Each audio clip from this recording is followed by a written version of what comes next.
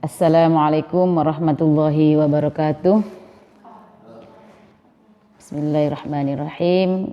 Ila asyrafin nabiyil Mustafa Muhammadin sallallahu alaihi wasallam wa ala alihi wa azwajihi wa dzurriyyatihi minal anbiya'i wal mursalin wa ala alihi wa sahbihi ajma'in wa khususan hadzal kitab wa nafa'ana bi ulumina. Sya'ulahumul Fatihah. A'udzu billahi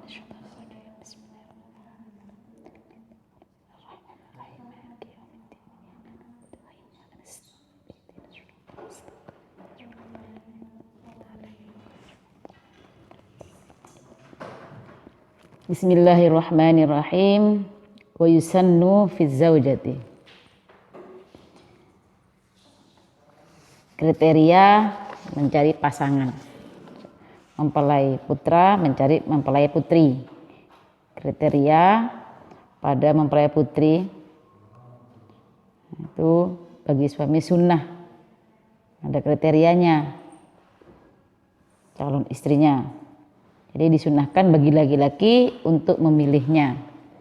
Di antaranya yaitu antakuna dayyinatan. Antakuna dayyinatan. Dayyinah. Perempuan yang dayyinah, perempuan yang beragama.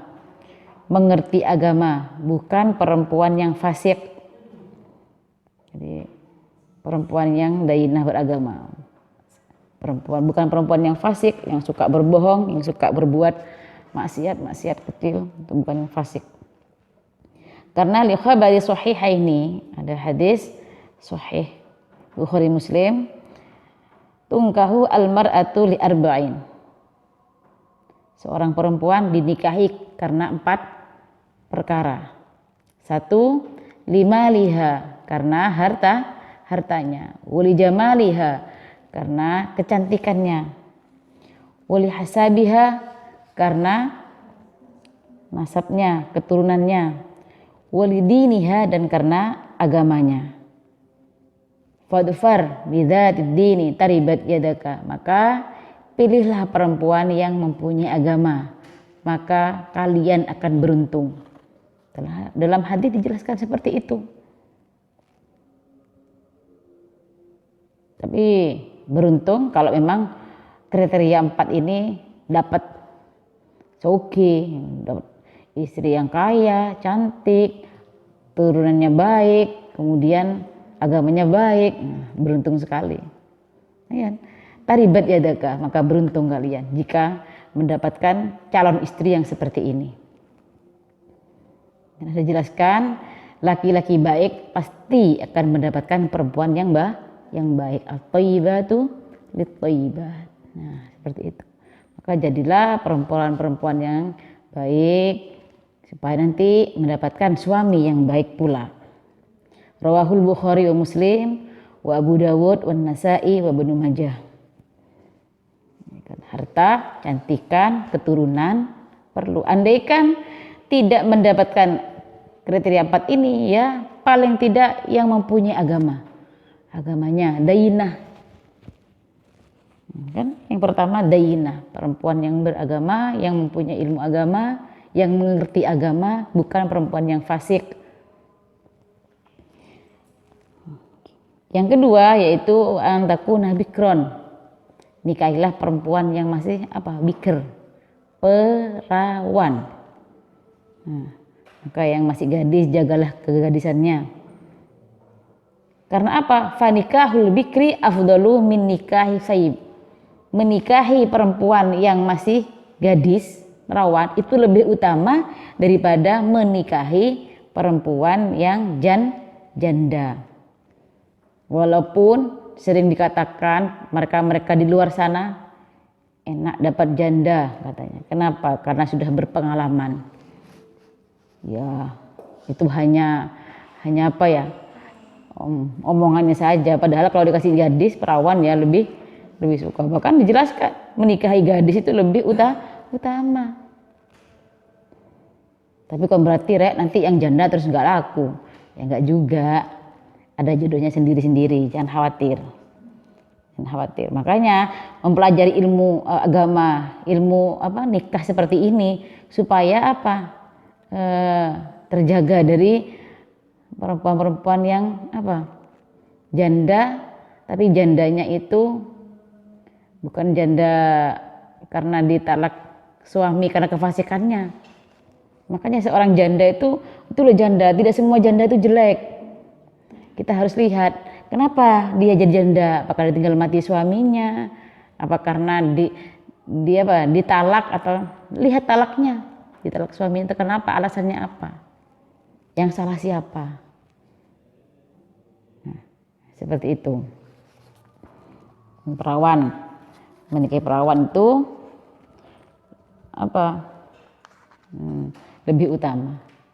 Kalau tadi pertama adalah perempuan yang beragama, bukan seorang yang fasik, orang yang pelaku dosa besar. Yang ketiga, wa an takuna dzata nasabin, perempuan yang mempunyai nasab. Dzata nasabin, yang mempunyai nasab. Wa amma nikahul binti zina famakruhun illa idza nawa ayu ifaha. Adapun menikahi anak perempuan ya, laki-laki menikahi anak perempuan hasil zina, maka itu hukumnya makruh. Jadi seorang laki-laki menikahi anak gadis hasil zina, katanya dibilang kalau sekarang anak haram, katanya gitu ya. Bukan anak haram, orang tuanya yang berdosa, anaknya enggak, dikatakan anak haram, kan kasihan itu. Anak hasil zina itu hukumnya makruh, kecuali, nah ada kecualinya, illa idza nawa ayu ifaha, kecuali jika ada niatan ifah, menjaga kesucian si gadis tersebut. Jadi menjaga kesucian supaya terangkat kehormatannya. Karena kata orang-orang itu, jika orang berzina kemudian hamil, terus nanti anaknya perempuan, itu katanya aib besar. Aib besar. Karena apa? Dia nggak punya wali. Walaupun bapaknya itu yang menghamili ibunya, tapi dia statusnya bukan bapaknya. Bahkan si bapak ini bisa menikahi anaknya ini, anak hasil zina. Statusnya dia bukan anaknya. Karena hubungan bapak sama ibunya dulu itu hasil zina, haram. Maka anaknya dikatakan anak zina. Nah, menikahi anak gadis yang seperti ini itu hukumnya makruh, kecuali jika si laki-laki ini berniat, bertujuan untuk menjaga kesucian, ifah, menjaga kesuciannya. Terus bagaimana? Fa in dzana idzin yakunu sunnatan fihi thawabun. Kalau niatnya seperti ini, maka hukum menikahinya itu sunnah, bahkan mendapatkan pahala. Karena menjaga kesucian. Tidak serendah itu anak hasil zina, karena dia itu tidak ngerti orang tuanya, dia nggak ngerti hasil dari apa dia terjadi. Maka boleh kalau niatnya seperti itu, bahkan si laki-laki ini yang menikahinya itu juga sunnah hukumnya, terus mendapatkan pahala. Yang terakhir, wa antakuna waludan. Nah, cari kriteria seorang perempuan yang ingin dinikahi, waludan. Apa waludan? Bisa mempunyai keturunan, bisa hamil, bisa mempunyai anak, waludan. Tidak mandul. Lebih ya, gimana caranya kalau dia itu mandul apa enggak?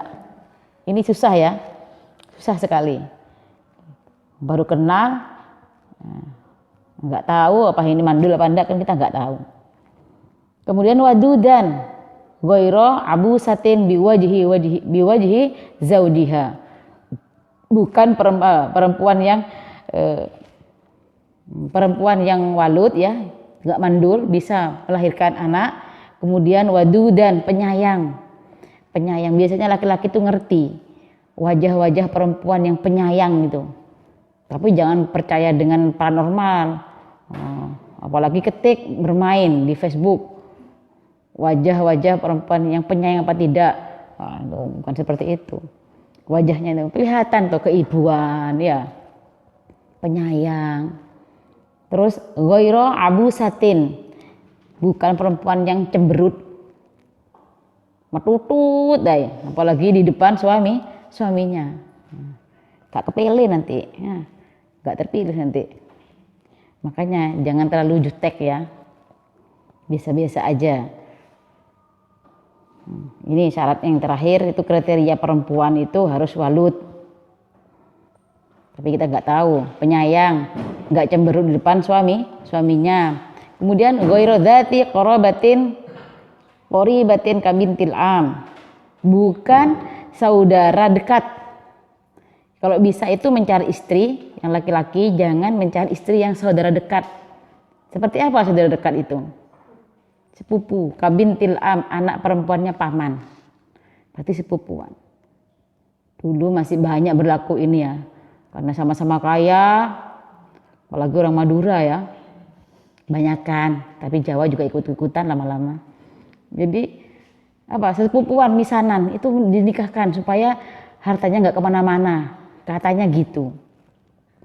Ini kalau bisa dijelaskan di sini, kalau bisa jangan menikah, bukan berarti nggak boleh ya, kriterianya menikah bukan perempuan yang kerabat dekat seperti sepupu, jadi anak perempuannya paman. Wala yadkhulu fi dzalika bintu binil am, kalau anak perempuan anak laki-lakinya paman itu bukan termasuk kerabat dekat. Siapa itu? Keponakan, anak perempuan dari anak laki-lakinya paman. Paman punya anak laki-laki, terus anak laki-laki ini punya anak perempuan. Nah, maka yang laki-laki ini boleh menikahi ini, anak perempuan ini. Walaupun sepupuan boleh loh ya, sepupu tuh boleh nikahi. Cuma di sini maksudnya apa, kriteria kalau bisa jangan yang kerabat dekat. Ini tidak dikatakan di sini nggak boleh menikah dengan sepupu, nggak boleh sama sepupu itu boleh, karena sepupu ini ya, sepupu itu batal, wudhunya batal, boncengan nggak boleh, terlalu dekat nggak boleh, karena mereka berdua ini boleh menikah, wudhunya juga batal. Nah seperti itu. Paham ini ya, mudah-mudahan ini paham sekali. Awas, perlu diketahui ya, jadi bukan berarti dilarang menikahi sepupu, boleh. Para mahasantri sekalian dan para pemirsa, wa yajuzul hurri ijma'a baina arba'in minal harairi fi anin wahidin liqaulihi ta'ala fankihu ma tabalakum minan nisa'i matsna wa thulatsa wa ruba'. Boleh bagi laki-laki yang merdeka menikahi perempuan 4 sekalipun dalam satu waktu. Dalilnya mana? Firman Allah, fankihu ila akhirih. Boleh, asalkan tidak satu kandung ya, satu saudara. Nah, sampai di sini pembelajaran kita hari ini. Mohon maaf jika ada kekurangan. Ihdinas siratal mustaqim. Wassalamualaikum warahmatullahi wabarakatuh.